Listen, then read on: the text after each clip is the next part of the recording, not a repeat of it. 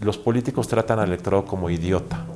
Ustedes no tienen problema, ustedes son el pueblo santo, ustedes, yo les voy a resolver todo, yo les voy a dar dinero, yo les voy a combatir la corrupción. Nadie hace corresponsable a la sociedad, nadie hace corresponsable a los jóvenes. Y yo creo que ese paternalismo, conformismo, confort psicológico que se le administra a la gente con discursos, debemos cambiarlo.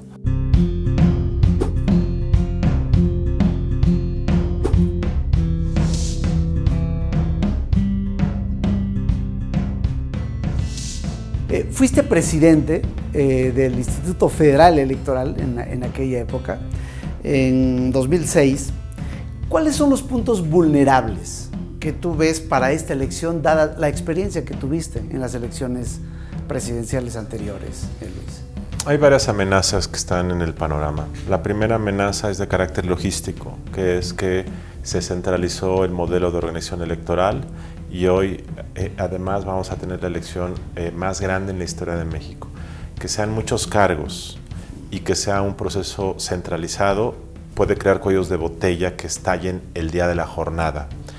El INE ha resuelto muy bien la parte operativa durante su existencia, pero este nuevo modelo plantea riesgos que desconocemos y básicamente tiene que ver con la capacidad de la maquinaria del INE y sobre todo de los funcionarios de casilla, que son personas escogidas al azar para procesar el número de casillas, votos, elecciones diferentes, y eso es un riesgo logístico operativo.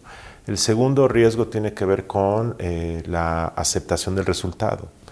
Y hemos visto cómo en los últimos 12 años se acepta o no se acepta de acuerdo a cálculos políticos. El mayor riesgo del 1 de julio es que los perdedores no acepten el resultado y que inicie ahí un conflicto postelectoral.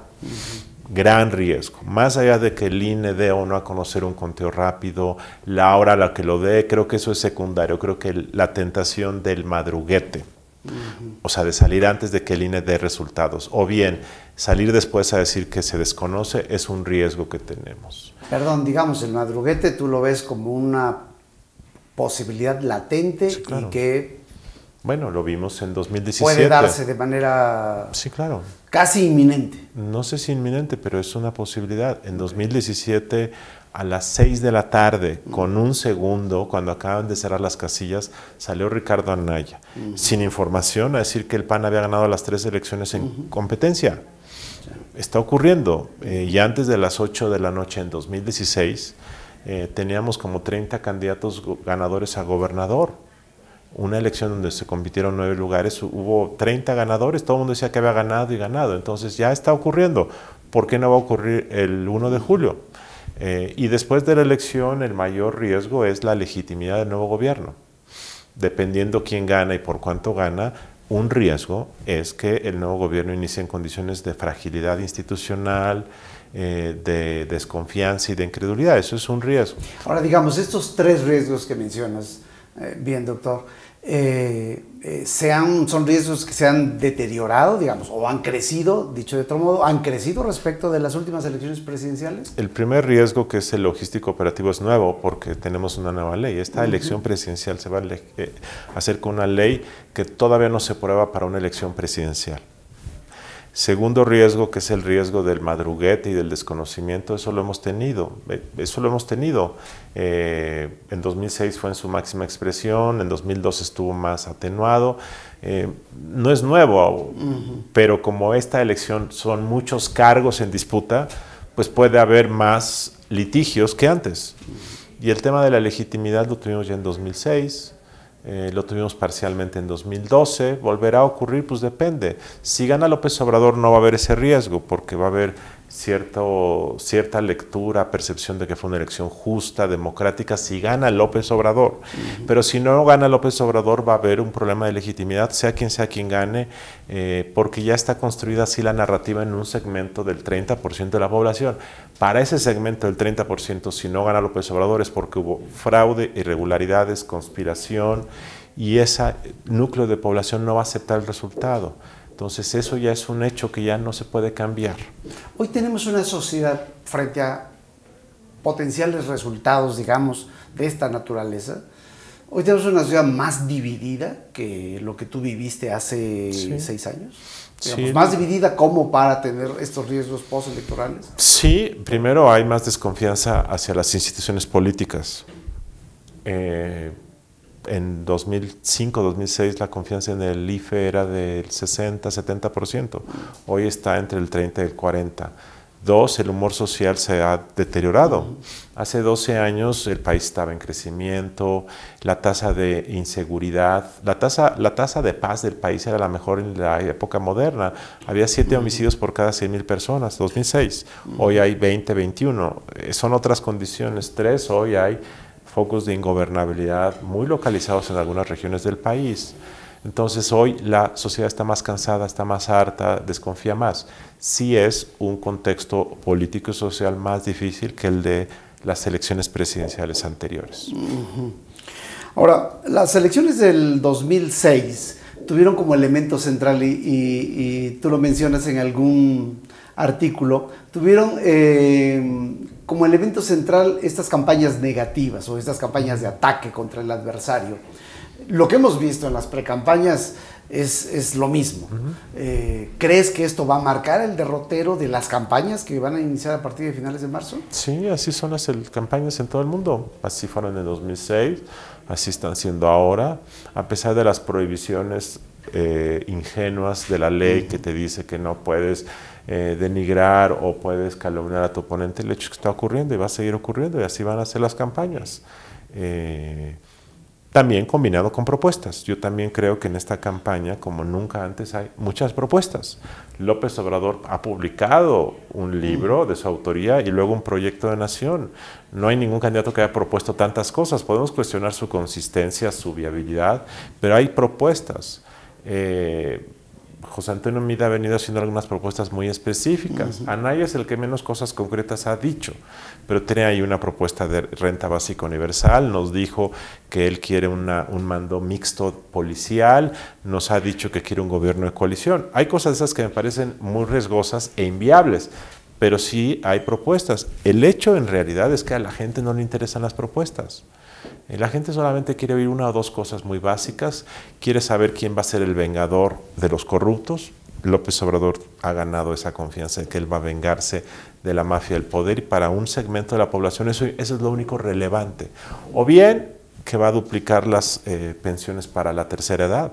Fuera de estas 2 o 3 cosas muy simples que cada candidato nos va a decir, el electorado no requiere más información. A ver, eso es muy, muy interesante y me llama la atención. Dices, el electorado no quiere más propuestas. No. Hemos dicho, hemos escuchado mucho en los medios de comunicación de que necesitamos campañas de propuestas y necesitamos que los candidatos propongan cómo arreglar los problemas del país. Tu afirmación va en sentido contrario. Dices, no necesariamente, el elector vota por 2 o 3 cosas básicas que quiere escuchar y eso es todo. Sí. Entonces, digamos, si tú fueras un asesor de cualquiera de ellos, les dirías, concéntrate en 1 o 2 propuestas y lo demás, campañas negativas. Sí. Así se gana una elección, no con otros elementos. No. Bueno, digamos, estamos en un mundo al revés, entonces quienes desde el Círculo Rojo están proponiendo a los candidatos que hagan efectivamente propuestas. Bueno, es que los candidatos sí han hecho muchas propuestas. Es que hay como clichés que se repiten y se repiten. Los políticos los candidatos no hacen propuestas. No, se hacen muchas propuestas. El tema es que a la gente no le interesan las propuestas. 2, yo sí creo que la campaña se gana atacando a tus adversarios para que resalten sus pecados y con 2 cosas básicamente, con 2 o 3 propuestas muy concretas de lo que va a hacer como presidente y con dar muestra de que tu temperamento, tus atributos personales son potentes, que eres un hombre de familia, que eres un hombre austero, que eres joven y listo. En fin, esos mensajes verbales y no verbales de la familia, tu integridad personal, lo que estudiaste, esas cosas son lo que la gente también ve. Pero, ¿qué elector fuera del Círculo Rojo está interesado en saber cuál va a ser la política fiscal de López Obrador en el norte del país, en la franja fronteriza? O pues nadie. Hay otras propuestas más específicas que son simbólicas, por ejemplo, cancelar el aeropuerto, una propuesta de López Obrador. Es una propuesta que es muy concreta, es como el muro de Trump, es el aeropuerto, es un símbolo de decir yo voy a acabar con los abusos, o vender el avión presidencial. Bueno, esas son cosas muy específicas. Entonces quizá exagere, ya la gente quiere una o dos ideas, voy a combatir la corrupción y ejemplos concretos, el avión, el aeropuerto y echar para atrás el gasolinazo. Pero más allá de eso yo creo que la gente no está interesada en algo más. A ver, quiero insistir con esto, has escrito también de que la vida pública se ha degradado, sí, y los partidos políticos se han degradado al nombrar a candidatos que ni están preparados, incluso ni tienen antecedentes de honestidad para ejercer la función pública. Eso lo escribiste recientemente. Y tenemos personajes ahí, diríamos, exóticos, ¿no? en la vida pública como candidatos de diferentes partidos, y todos lo han hecho. Esta degradación de la vida pública no está asociada con esta explicación que estás dando respecto de pues, que a la sociedad civil, al ciudadano, al elector, al final del día no le importa. Bueno, es que hay que partir de algo que los políticos nos dicen. La fuente original de la degradación está en la sociedad. Si este país tiene tendencias a la corrupción es porque su sociedad es así. Si esta sociedad es apática es porque los mexicanos tienen poco afecto por la participación. Que la política esté degradando es porque hay una sociedad permisiva, una sociedad igualmente degradada. Eso hay que empezar a decirlo, porque luego López Obrador sale a decir que el pueblo es virgen y es bueno, y eso no es cierto, es una mentira. Los políticos son reflejo de la sociedad. Entonces, esta santificación de la ciudadanía hay que combatirla porque es pura demagogia. Y por cierto, esta cultura de los ciudadanos es bueno porque es ciudadano, ha llevado a generar una generación de conformistas o de víctimas que dicen yo soy ciudadano, entonces yo no tengo culpa de nada. Pues como que no, todos somos culpables. Segundo, yo creo que la degradación en la clase política tiene que ver mucho con la corrupción. Yo sí creo que en los últimos 10 o 15 años la corrupción se ha convertido en un leitmotiv de muchos que entran a la política. O que entraron por esta onda del servicio público y ya después que vieron que es muy fácil tener acceso a recursos y al peculado, se ha degradado. Y se ha degradado también porque no hay un sistema de evaluación, castigo y sanción al desempeño de los gobiernos. Entonces básicamente tú estás en el gobierno y no hay nadie que te diga nada, hagas bien o hagas mal las cosas. Entonces yo sí creo que se está reclutando cada vez más a personajes de menos integridad, de menos capacidades políticas. Y aún más, voy a decir algo con mucho cuidado y responsabilidad. La sociedad mexicana está tan enojada que en esta elección quizá esté buscando un castigo o una revancha. Pero en ese castigo y en esa revancha no se fija quiénes son los 3,400 personas que van a ocupar los cargos a nivel nacional y en los estados y en las localidades. Y puede ocurrir que en 2019 volteamos a ver, hubo una sacudida de venganza contra la clase política. Pero la otra clase política que va a llegar a tomar todas esas posiciones que tenían antes los políticos de la misma clase política, a lo mejor son de peor calidad y de peor integridad.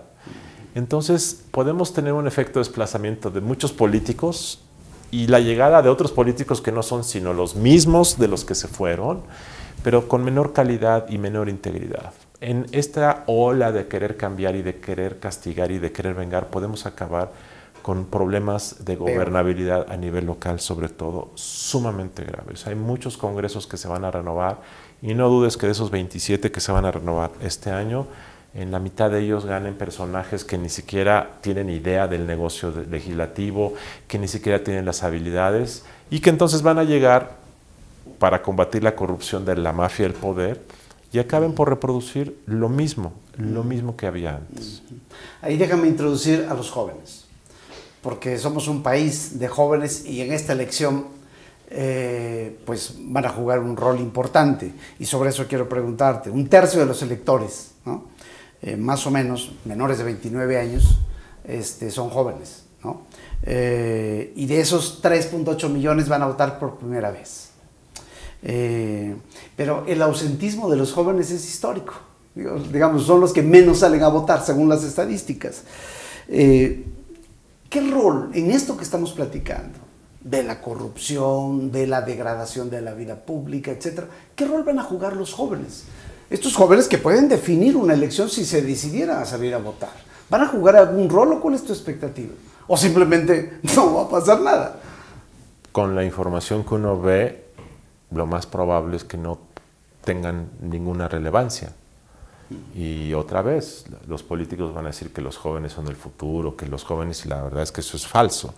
Los jóvenes, hay otro discurso demagógico que dice que los jóvenes son buenos por ser jóvenes. No es cierto. Los jóvenes son parte de una sociedad apática y conformista y aislacionista. Y los jóvenes o los millennials tienen además un factor adicional, que la tecnología les ha generado esta política de inmunidad frente a lo que pasa. Entonces muchos de ellos piensan que la política está podrida y además a ellos no les afecta porque tienen su smartphone y pueden seguir sus vidas independientemente de la sociedad. De hecho, los jóvenes, millennials, muchos no quieren ni siquiera tener contacto humano. Entonces, yo no veo que sean un factor de cambio. No quiero con esto demeritar al ser joven, pero tampoco quiero caer en el lugar común de que los jóvenes van a cambiar el rostro del país, porque hasta ahora no lo han hecho. El 19 de septiembre que hubo un terremoto, que hubo una participación espontánea de los millennials y que es algo que se debe aplaudir, muchos concluyeron que iban a ser el motor del cambio. Y yo pensé, a lo mejor de aquí se deriva una participación constante que se transforme en candidatos independientes, en apoyo a partidos. No pasó eso. Y yo no veo que vaya a pasar, salvo que a lo mejor ocurra un evento en las próximas semanas que haga que se organicen, como en 2012, en el movimiento Yo Soy 132, que ocurrió a raíz de un evento fallido de Peña Nieto en la Universidad Iberoamericana. Pero yo no veo que vayan a ser un motivo de cambio. Debo decir, desafortunadamente. Desafortunadamente. ¿Crees que el ausentismo, el porcentaje de ausentismo de los jóvenes se va a mantener en esta elección? Digamos, estos que la son tasa 60%. La tasa de participación de los millennials ha andado alrededor del 53%, que se compara con la tasa promedio nacional, que es del 63, 64. Entonces, si eso se mantiene, pues los jóvenes pues sí van a tener un peso, pero no va a ser definitorio. Imagínate que la tasa de participación de los millennials te subiera al 65, 70%. Ellos definirán la elección, pero como veo las cosas, no veo que lo vayan a hacer. Puedo equivocarme, pero salvo que ocurra un evento, un suceso, un evento viral que haga que salgan y se activen, van a permanecer en la medianía. Y ojalá esto los provoque de que pues, no están siendo factor de decisión, no están haciendo una diferencia. Cuando los jóvenes en el Brexit amanecieron después de que los cuarentones, cincuentones habían decidido salirse, se dieron cuenta, pero yo soy el más afectado porque a mí me quedan 50 años de vida productiva y tú que te quedan 10 años decidiste por mí. Pues sí, porque no saliste a votar. Si hubieras salido a votar, otra cosa sea. Ojalá no pase eso en esta ocasión, que nos amanezcamos y digan, oye, pero ¿por qué este candidato que ganó ahora propone algo que me afecta como joven? Pues porque eres un conformista y crees que aislando te vas a combatir la podredumbre. Pues no. No es así, entonces yo creo que hay que desafiarlos y no ser complaciente, porque un gran problema de este país es la complacencia. Los políticos tratan al electorado como idiota. Ustedes no tienen problema, ustedes son el pueblo santo, yo les voy a resolver todo, yo les voy a dar dinero, yo les voy a combatir la corrupción. Nadie hace corresponsable a la sociedad, nadie hace corresponsable a los jóvenes. Y yo creo que ese paternalismo, conformismo, confort psicológico que se le administra a la gente con discursos, debemos cambiarlo. Ojalá algún independiente de los candidatos hable y sacuda la corresponsabilidad de la sociedad, que tiene la misma responsabilidad que los políticos a los que acusamos. ¿Eso solo lo ves a partir de un independiente? Sí, porque los candidatos de partido están atados para decir cosas políticamente incorrectas. Yo creo que hay que decir cosas políticamente incorrectas para que haya un debate más interesante e inteligente. Y entre los independientes que hay, parece ser que Ríos Peter no va a estar en la boleta, según la última información que tenemos. Entre los independientes que hay, ¿ves que o el Bronco o Margarita Zavala harían una convocatoria? Ríos Peter estoy seguro que sí, porque ese es más audaz, es un político liberal, progresista, o sea, ese sí es progresista liberal, no López Obrador.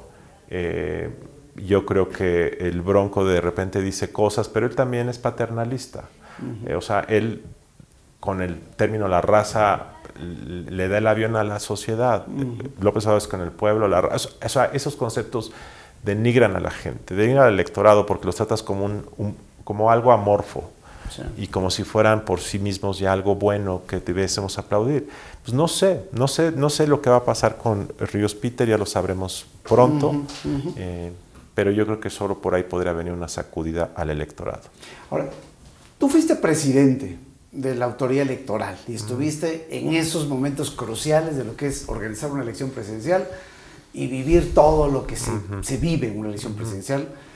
Te pregunto, ¿el aparato de Estado juega una presión que es definitiva sobre el resultado electoral? No, hay que dividir dos cosas. El resultado electoral, que es contar los votos que se depositan en la urna, eso es un mecanismo totalmente independiente que no es manipulable. Puede haber que en cierta casilla pueda haber irregularidad aquí, allá y acá, pero una orquestación generalizada para cambiar los votos, eso no existe, no ha existido y no puede existir.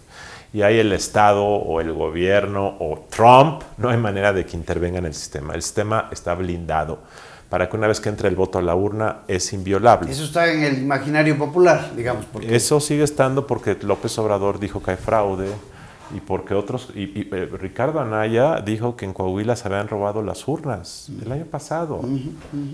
Eso no existe ahora. Lo que sí existe y sí se ha degradado son las condiciones de la competencia. Y ahí lo que sí ha ocurrido y está ocurriendo, y es un gran problema, es el desvío de recursos públicos para apoyar campañas y fondearlas. Las campañas cuestan 10 veces más de lo que la ley permite y se fondean en parte con dinero público. Ahora, no es el Estado, son los gobiernos. Okay. Y mira, en la Ciudad de México seguramente el gobierno de la Ciudad de México va a apoyar al PRD, y en Chiapas se comenta que el gobierno de esa entidad a lo mejor acaba apoyando a Morena, y en otras entidades del gobierno al PRI. Entonces son los gobiernos y apoyan a los partidos, porque se usa esto de elección de Estado como si hubiera un Estado monolítico. Pues no, hay muchas elecciones, va a haber 3.406 elecciones, y ahí sí hay un problema de que sí las condiciones. Y luego los programas sociales se usan como publicidad.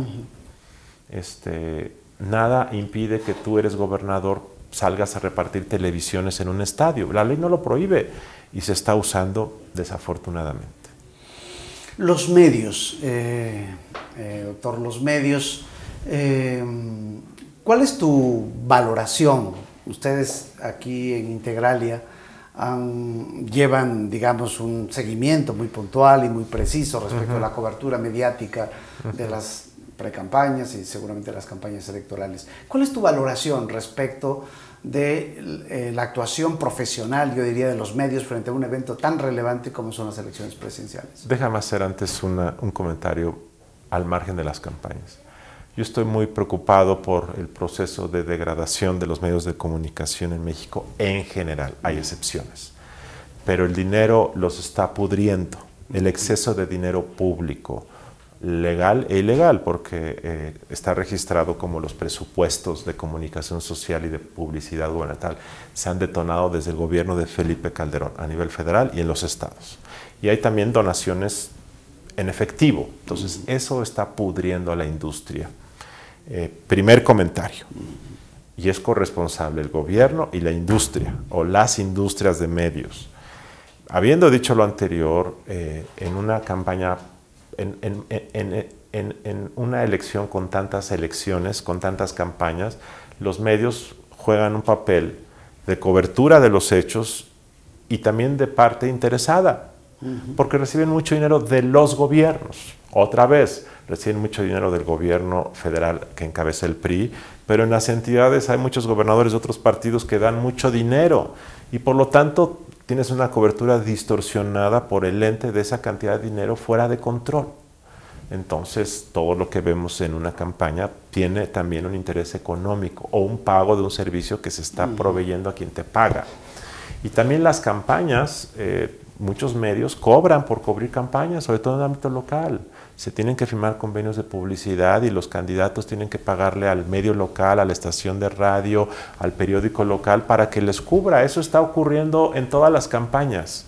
Entonces, eso es lamentable. Ahora bien, a pesar de eso, al menos en el tema de la campaña presidencial, lo que se observa es que los medios pues, le han dado un trato más o menos parejo a los 3 candidatos que hoy tenemos de partido. De hecho, López Obrador es el candidato que más cobertura ha tenido en tiempo.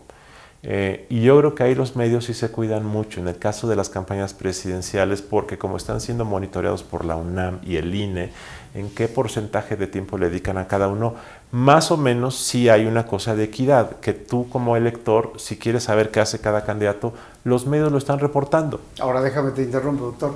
Una cosa es cobertura y tiempo y otra cosa es enfoque o sesgo editorial, digamos. Sí. ¿Cuál es tu percepción al respecto? En las campañas presidenciales anteriores el tono neutro es el que prevalece. Claro, hay algún conductor de un noticiario que es antital o protal, pero en general lo que prevalece es el tono neutro. Ahora bien, en esta elección que va a empezar, no te puedo decir, pero yo creo que como la elección está tan competida y como hay un monitoreo, en general lo que los noticiarios de televisión abierta al menos van a procurar es tener una cobertura mayormente neutra. Esa es mi impresión. Ahora, a nivel de prensa escrita, lo que sí ves es que algunos periódicos, sobre todo aquellos que reciben mucho dinero de un gobierno o del otro, van a tener una cobertura a favor o en contra, abierta, y ya lo estamos viendo.